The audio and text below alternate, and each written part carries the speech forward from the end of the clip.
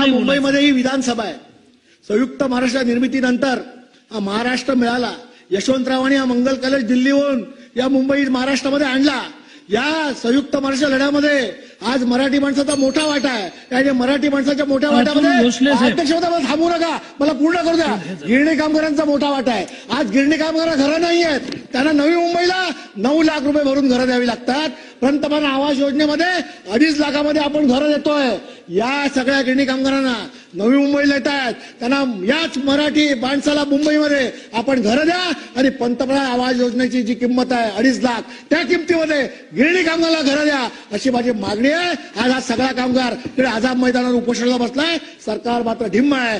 म्हणून माझी आपल्या माध्यमातून सरकारला विनंती आहे की राज्यपालाच्या अभिभाषणात बोलताना असताना हा मुद्दा मी उपस्थित केलाय आणि मुख्यमंत्र्यांनी याबाबत गिरणी कामगारांना न्याय द्यावा आणि मराठी माणसाचा टक्का जो घसरतोय तो सावरायचा असेल तर गिरणी कामगारांना घरं देखील याच मुंबई शहरामध्ये द्या अशी माझी मागणी आहे.